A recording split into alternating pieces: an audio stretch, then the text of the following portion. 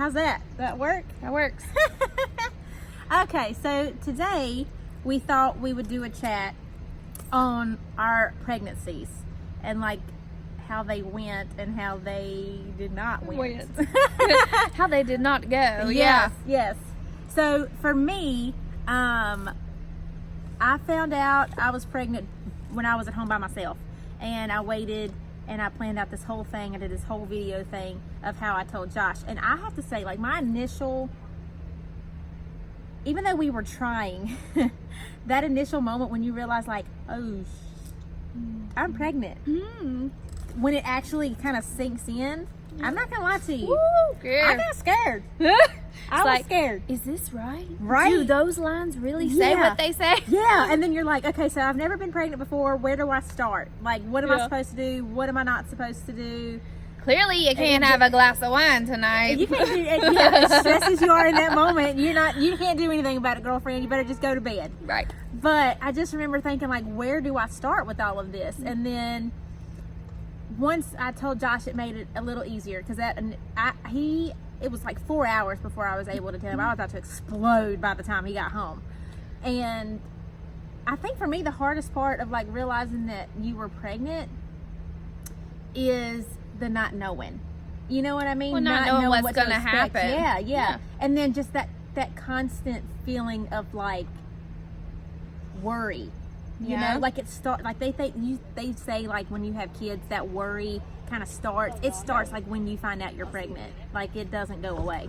From the time you find out you're pregnant, it's there, and it just never stops. It almost gets worse. Let's just be honest. Like it does, right? Yep, I agree. I don't know. So what was when you found out you were pregnant, and like, what did you think? Like, were you just like, okay, like, what do I do? Yeah. Like, right? So I agree with you. It's like, until you tell your husband, it's like, oh shit, I'm on my own. Right. You know what I mean? It's like, okay, does that really say what it says? Because I can say with all 3 pregnancies, I'm pretty sure that I bought 10 plus pregnancy tests each. Yes. And I'm like, and so finally, I think I phoned a friend, and she's like, okay, if the one from the Dollar Tree said you were pregnant, girl, you're pregnant. Like, stop wasting money. Like, you're pregnant. So like, weird. let it sink in. And it's not that I wasn't excited, but like you said, I was just like, shock, right? Really? Like, is this... are we, is this right? Yes. Like, I know what it takes to make that happen, but and obviously it had, let's be honest, but it's like, okay. And so then you're like, all right, well, I have to say, mine was nothing cute. Mine wasn't nothing cute. I didn't do the whole cute like thing because I was like, okay, I'm not in this alone. How'd you tell him? How'd you tell Jeff? So I'll say probably the most funniest ones was, I think I was pregnant with Blakely. And so Blakely's her youngest. Blakely's my youngest. So this is probably the most it's probably the most craziest one too, because I had been to the doctor and I had been having stomach issues.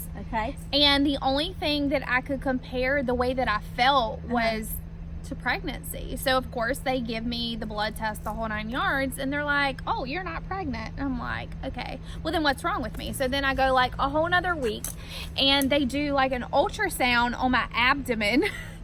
And so they're doing like this gallbladder test and like all this other stuff. They think something's wrong with my gallbladder. And so I have to wait 2 days to get these results come back. Oh, gallbladder's good. And I'm like, I feel pregnant. I feel pregnant. And so by now this is your third one. So you would know, right? Well, you would know. And so I had like 1 pregnancy test stashed in my cabinet, and he's at a race. So y'all guys that have followed me before know my husband's involved with NASCAR, and so he's at a race, and I am like, okay, I've just got to like take a bath and decompress. And you learn about me, I take a bath every night. Like, she's a bath girl. I don't do showers, I do baths. And I'm taking a bath, and I'm like, I'm getting out this bathtub, and I'm gonna take that test. And sure enough, I got out and I peed, and I'll be damned if it didn't say that I was pregnant. So I text him. Doctors don't know everything. I text him, And I was like, yes, I text him. I couldn't call him. He was at like a dinner meeting thing or whatever. Could you imagine being Jeff on the other end? And I'm like, I just sent him a picture. I'm like, yep, pregnant. It said, like, it was one of those that read, not pregnant or pregnant. And it said pregnant. Oh. So then it was funny though. So he was like, you have got to be kidding me. And I'm like, nope. You saw it just as plain as I did. And then, of course, the next day I went to the Dollar Tree. Because if that one's right. If that one's right, then it's right? That's and funny. so here in Burlington, the Dollar Tree's right beside Walmart. So I'm going to the Dollar Tree, buy the Dollar Tree ones. Then I go over to Walmart and I buy the same ones that I had the night before that said pregnant or not pregnant. So now I literally lined them up. Like I told y'all, I had all the pregnancy tests. I lined them all up. I peed all on all of them. And I'll be damned if they all didn't say pregnant. Here we go again. Here we go again. And so that was probably the funniest one. I really don't... It sounds so bad. I really don't remember with the other two, like what I did. I know that I didn't do anything like, oh, here's something, here's your little gift. No, I didn't do that because I was like, I mean, they were, so between Tinsley and Presley was a year and 21 days. Yeah. The excitement hadn't even And I worn was off getting yet. married we were going to have a baby in September and I was getting married in December. So there was no fun thing there, obviously. But yeah, so. I can totally see where that would be. That almost stressful. Yeah. Still enjoyable. I mean, you're pregnant, you're excited, but. Yeah, it was fun. Yeah, that was, yeah. But I didn't have very good pregnancies in the beginning. Really? I threw my guts up. Really? Yeah. Mine was amazing. With all, and I think, everybody's different, but typically, like, even friends that I have, if they're pregnant with a girl, they're like hurling. Really? And that's the way I was. I have heard that. So it's the thing too, I think in the South too, is that based on how you carry, right? These older women can tell they be you. knowing. They'll know. I had a guy come up to me. I had to go get my rings resized, so I took my jewelry up to Jared, and I was walking beside him, and I was like 6 months pregnant. And first off, he told me I was pregnant. I'm like, thanks. Yes, I am. Yeah. And then he says, by the way, you're having a boy.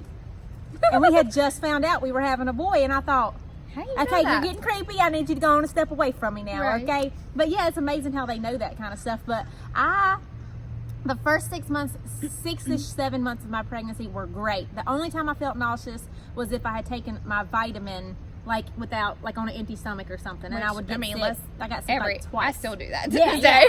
I think I got sick twice, and then I was a little overweight. So once you could really tell that I was showing. I rocked the crap out of it. Do you hear me? As soon as you could see my baby bump and know that it wasn't just bloat, that made me so happy. And I walked around in a 2-piece, and I just loved my body. I think that was the biggest thing, is that I got a whole newfound appreciation for my body, because what I was doing at night when you kind of sit down and you're really kind of thinking about the day and how your day went with you and the baby. And I'll tell you something else that someone else told me a while ago. I said, what's it feel like to be pregnant? It was Catherine. I said, what does it feel like to be pregnant? And she said the most beautiful thing to me. She said, it feels like you're never alone. And I thought that was the sweetest thing, because it's so true that all day, no matter what happens, however your day is going, There's somebody with you. There's somebody with you, and they know exactly how you feel and exactly like what your emotion is that day. I don't know, it's so crazy. It is. But yeah, the first 6-7 months of mine were absolutely great. I was tired, the whole nine, but for me, mine got really bad at the end. Like all of that greatness, by the end of it, well, you're I miserable. was miserable. And I had heartburn from gas. Like, let's just be honest about the gas. I mean, it's a real thing. If you are out and about, you don't want to go close to people, because you never know what's going to slip. You don't. No. Any kind of pressure, whatever you ate, a good laugh, even. It's just. But I ended up getting gestational diabetes. Did you have that? I didn't have that. I had gestational diabetes, high blood pressure. I failed all my glucose tests. They were just. Oh my gosh! And that drink. I didn't mind mine. I got the orange one, and they I killed think it because for me. I was hurling anyways. I was like. I got the orange one. If you're pregnant and you have to pick the flavor, get the orange one. Yeah, one time I had the fruit punch, and it is not good. That one, no, I've heard terrible things about that. No. But mine, they had also stuck in the refrigerator, so to drink it. better cold. Yes, it almost tasted like a watered down Sunkist. So that's what I just pretended it was, or Skittle. Yeah. Yeah. It helped. I don't know, but I had. So where in your pregnancy did it start to get the rough? Well, other than all of this, you got sick with all 3 of them. All 3 of them. Probably after like the first 4 months, I mean, you're basically halfway done. Then the throwing up, you know, it stops, and it, you know, but then it's like, all right, I think for me, just my body was tired. Yeah. I mean, having 3 children back to back, like I said, I wouldn't do it any other way, but my body was tired. And so with Tinsley, carried her all the way. She actually was born on her due date, so which was super cool. But the only thing about her is get in there, water breaks, whole 9 yards, get in there, they induce, and I labored for like 4 hours, and then they come in, they're like, you're not dilating. And I'm like, I feel like I'm going through you know what. You know what I mean? Like, I really can't do this anymore. You look over at the little graph and the contractions are like off the charts. You know what I mean? And so anyways, they come in and a nurse checks me and was like, has anyone ever mentioned to you that she could possibly be breached? Now, granted, first pregnancy, I had like a basketball, you guys. And so the head, I always had this hard spot like right here. And they're like, oh, you know, that's her cute little butt. No, friends, that was her head. That was her head. And so then they come in, and so they do the ultrasound, because, you know, if you don't have like a complicated pregnancy. She was so cute pregnant, by the way. when she was pregnant with Tinsley, that's the chapter that I was still in. And you were just so cute with that cute blonde haircut. I had the basketball, and you know, they come in, they do the ultrasound, and they're like, no, you know, that's her head. So here we are, we go in and we do a C-section. And that honestly was my first. I had all 3 C-sections. And it was scary. I was scared to death. That was like the one thing that I was most nervous about. But too, you're a new mom, and you're like, oh my gosh. But I have to tell you guys, I had all 3 great C-sections. I had a C-section too. Great experience. Yeah. I mean, honestly, I don't know how y'all women out there push it, and that thing comes out of your vajayjay. Like, God bless you, child. They call us the sunroof. They came out of our sunroof. Yeah, there you go. They didn't come out the trunk. But let me tell you something. If you had a C-section and you did not have your child vaginally, it does not make you any less of a mother. Okay, I don't care what anybody says about that. Okay, exactly. We ain't about that. We're not. We about are that still at mothers, all. and we still went through pure Hades to get them babies here. And if anything, I'm even more proud, because at some point we got to the point where, okay, this is getting sketchy for both of us, and something needs to be, somebody might not make, you know what I mean? Like, it's that serious of a thing. Well, that and too, and it's a totally different experience. It is. It's major surgery. Right. I mean, it's, even now, Tatum's 10 months, and I still feel like I'm not completely healed. And they told me, like, before you try to have a second, you need to wait at least 18 months. So that brings me to baby number 2 and baby number 3. Obviously, because they're all so close in age, my body, like I said before, was super tired. And so with Presley, I remember we went on vacation like a week before she was born. And I'm walking through Walmart, of all places, in Myrtle Beach. And y'all, I am like contracted, what if and I'm like, lost it right there. I don't know what I would have done, because technically, let's see, at that point it was like August. Yeah, it was like the end of August, and so she's not due. Because she was born 4 weeks early. And so I'm walking through Walmart and I'm contracting, and I'm like, y'all just give me an icy. I craved ices. Like, I wanted an icy. I want the big one. Think how hot it was that time of the year. So hot. And you were full term just about. Oh my gosh. Yeah. So we came home from the beach, and some of you guys know I come from a cosmetology background, so I had just cut Jeff's hair. It's on a Sunday, and I sat down in the salon chair, because I have a salon in my house. And he went to take a shower, and he come back and he's like, you okay? I'm like, I was just kind of like in a daze. Like, I don't know what it was. And I said, something's not right. Like, I would not stop contracting, go to the hospital. So with Presley, I mean, they gave me the shot, everything to stop contractions, wouldn't stop.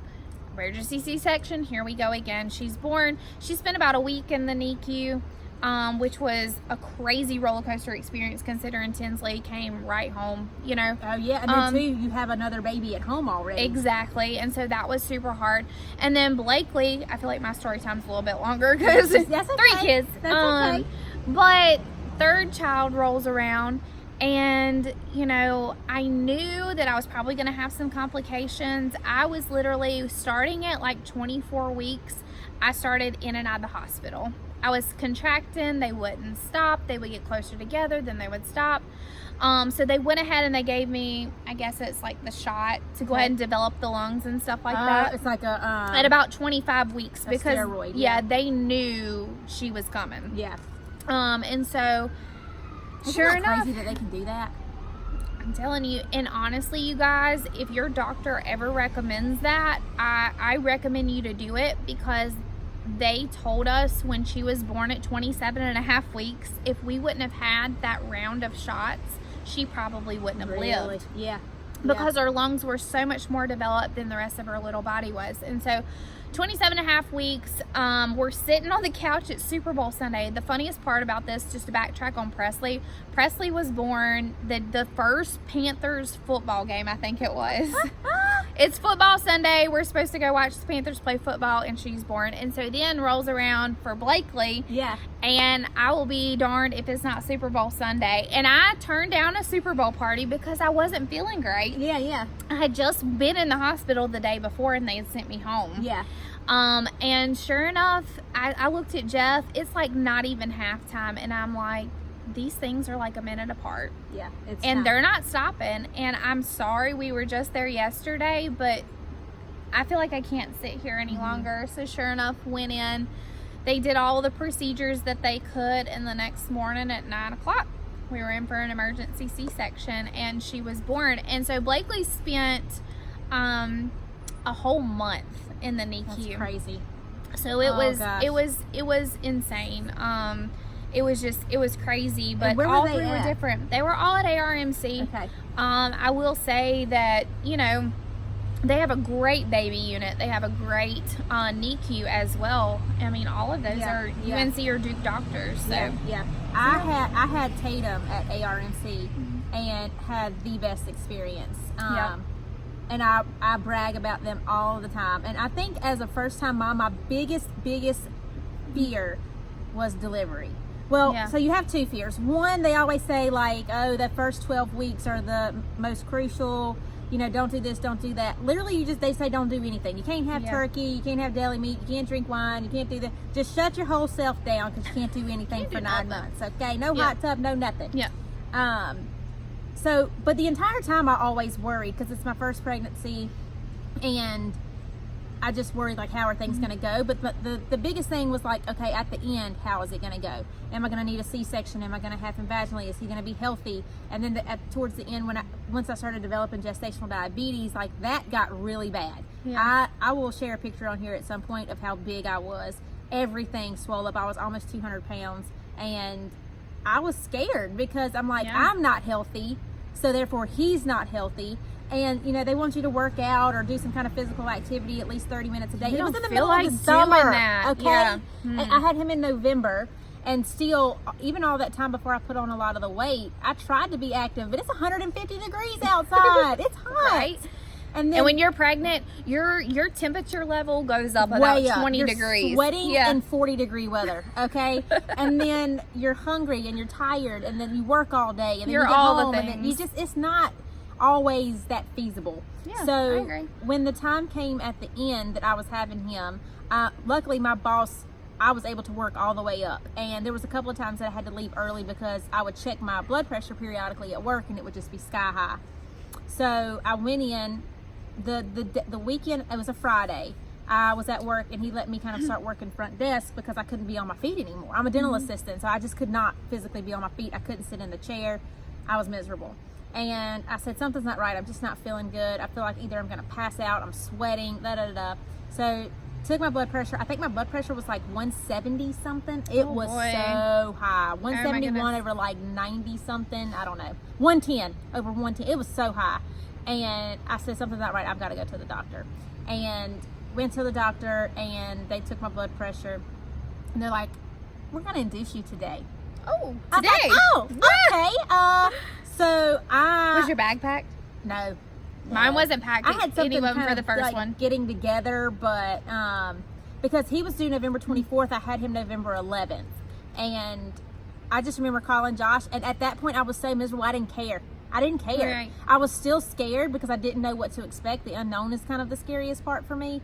But that for me, when they did that, I called Josh. I was on the way to the emergency room. I called my mom. I was like, ah! You know, first she's like, are you okay? Yeah. And then I think for me though, the hardest part for me was the induction process, because my cervix were very, very posterior, so they had such a hard time finding them anyway. And then when you are induced, they have to like insert this pill that helps you dilate. They did it's every 4 hours, and we did that for 2 days. And by the end of it, you were done. I said, y'all ain't putting nothing else in me. They did the bulb. Have you heard of the bulb? I've heard of the bulb. So the bulb is where they go in, they put it in your cervix, and they hope to like make your cervix expand to help you dilate. That didn't work. He didn't want to come. I mean, why would he? He had the good life, you know? But after that, the doctor came in that morning, and I said, look, I'm done. I'm not doing this anymore. At this point, I'm over it. It's not working. What are we doing? I said, I want a C-section. Can I get one of those, please? I'll take a C-section over here. Yeah. And he came in an hour or so, and he said, you still want that C-section? I said, I shall do. He said, all right, well, he'll be here in about 30 minutes. I said, let's do it. Yeah. And the epidural wasn't bad. Didn't hate the epidural. Yeah, everyone was like, just be careful, you know. I'm like, I don't care at this point. They do just this every day. Get this thing out of me. They do it every day, all day long. The guy sat down. He gave me the epidural. It was great. And then I ended up having to have the spinal as well, because when they took me in for the C-section, they kind of go around to see if you're feeling anything. So I was like, okay, well, you went to the right and the left, and then you touched me again on the right, and he was like, sit her up, she's feeling it. And then when they gave me that spinal and laid me down, honey, I tell you, I was like, I am good. Josh came in and then he was out. And even the healing process, the C-section was not bad for me. There's something that I want to mention though before I think that's worth knowing is, so my C-section was fine, and we'll probably touch base that again another time, but I had a nervous breakdown while I was pregnant. Nervous breakdown. I was probably like 6 or 7 months, and I had noticed that probably about a week or two before it happened, every day, so many times a day, I would get this feeling of panic. And it was literally like 30 seconds, my heart would start racing, and I would just get this like a panic attack. Yeah, and start sweating. And I had never really had a panic attack, so I didn't know what to think of it. Right. And I had mentioned it to my doctor, and the doctor was just kind of like, whatever. And finally, one day, it happened again, first thing in the morning, and all of a sudden, I just started bawling. I was at work, asking all the girls, and I just couldn't stop crying. I could not stop crying. I was sweating. And I called my doctor. And at this point, I had been in there so many times that the girls knew me. Yeah. Oh, it's Leanna. You're a frequent flyer now. Yeah. And I called one of the girls that worked up front. I think her name was Jessica. And I said, girl, something's not right. Something's not right. I can't stop crying. I just don't know what's wrong. And I went in, and I was on Zoloft. I asked them, I said, I am not ashamed at one bit. I said, look, something's not right. I have to be prepared for him when he gets here, and I need to be emotionally stable when he gets here, because as a new mom, I know that I'm already going to be overwhelmed with the amount of newness this is going to bring to our life and our family and our marriage, that I need to be in the right state of mind. And so they did. They put me on Zoloft. It helped a ton.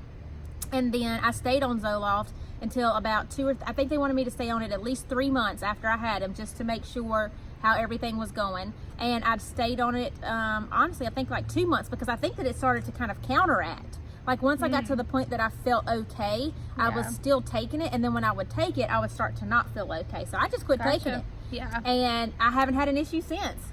And so I think that's something to be aware of, is to not worry about your pride when it comes to that kind of stuff, because everyone handles things differently. And if you get to that point that you feel like you might be, because you can develop postpartum at any point. Yeah. And I think that, bless their hearts, there's a lot of women that don't want to admit that maybe they had some postpartum depression. Well, they say depression, but I think there's a little bit of a fine line too. You can have postpartum depression, but you can also just have, like, I feel like just postpartum stress. I don't know how to explain it. Or just that overcomeness of panic or worry or whatever it be. Anxiety. I already struggled with anxiety before I had Tatum. And then I think that that's what helped me not to develop postpartum, was because I got my anxiety under control Right. before he got here. So I think that if you start to feel that your anxiety is starting to get too much while you're pregnant or even afterwards, it's worth talking to your doctor about. Well, I'll even say whether it's you feel like anything's not right. Yeah.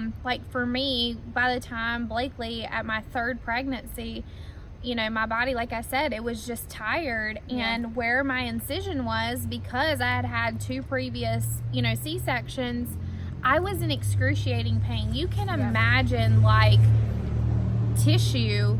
My tissue that was still trying to heal, basically, you know, was like it felt like it was ripping. At the more that I grew. And so, I went to my doctor and I was like, you've got to do something, because, like, you know, I feel like other things, like, you know, what I can take from home is just not cutting it. I don't even know if you can give me anything, but I feel like my insides are just ripping apart. And so at that even point at the end of like your first pregnancy, or you know, even if you've had time to heal, you still get that stretching. So I can only even imagine, like, when your tissue, if you have a baby growing in there and it hasn't even fully healed yet. I mean, that's what I was saying too, is like I had the C-section, and even now, if I did 5 miles the other day out of a walk, and by the time I hit that 4.5 and I was heading home, I could feel where my incision, like my tissue feels like it's pulling. You're not fully healed, so I can only imagine. Oh God, and I know that feeling towards the end when you hit about 8 months and it already starts to feel that way, and then on top of that, it was crazy. And so they prescribed me actually like a low dose of you know, a medication, and I took it, and if this tells you anything, it didn't even touch it, the pain. And so, you know, but the thing is like your you have to trust your doctor, and if you know your doctor, there are things that they can do for you that you don't think that they can. And so don't be that mom that's out there, or that new with a new pregnancy or something, that just ends up just living with pain or anxiety or whatever. Like, go ask. That's why they're a doctor. They have a degree in that, you know? Well, and then that's such a good statement too, because even when I was in the process of having my C-section, when they are inducing you, it's really uncomfortable to go through that, especially if you do have a posterior cervix, because she just can't reach my cervix, which means it's even more forceful than you want it to be. And then when they mentioned doing the bulb, I said, honey, I cannot deal with you going back in. Okay, I can't. I'm crying at this. Even my mom was in there, and my mom's like, is there anything else you can do? Because this is like the 6th time we've tried this, and it's not working, and it's becoming very painful for me. And she said, I got something we can do. And she gave me a sedative pill. And she said, now when that kicks in, let me know. Because I asked her with the bulb, I said, you know, is the bulb going to feel as bad as it does when you checking my cervix? And she said, yes. I said, well, we ain't going to be able to do that. And she said, well, I got something for it. So she gave me a sedative in a pill form. And then she said, now when I give you this sedative, it's going to take about 10 to 15 minutes. I'm going to give you something else in your IV. And when the IV kicks in, you're going to tell everybody they got to get out the room. I said, okay. So about 10 minutes after they put that sucker in the IV, I leaned my head back. I said, y'all got to go. Everybody's got to get out. And I remember exactly everything happening. I didn't care. And I was so relaxed. My husband looked at me and he said, are you okay? I said, yeah. She said, you might feel like you're a little drunk. I said, honey, I ain't never felt this drunk in my entire life. Do you hear me? I said, I have never felt this drunk. But it was something that they could do. And I told her, I said, had you had done this 24 hours ago, we might be a little bit further along. Because I was in the hospital for 5 days. And even after I had him, my blood pressure was so high, they kept us there because of me. And I got to the point where I got so irritated, because everybody comes in and checks you like every hour. So they wake you up, they wake the baby up, make sure you get some rest. I'm like, I can't get rest. Every time Dick and Harry has seen my yaha at this point, and I don't even know half of them. I said, you might as well just take a picture of it and slip it on the board out front. And I didn't even have a vaginal baby, you know? But they're checking everything. And I said, I finally told one of the nurses, I said, my blood pressure is high because I'm here. I need to go home. You're stressing me out. They're stressing him out. I'm not bonding with them. You know, I just want to go home. I want to be with my child.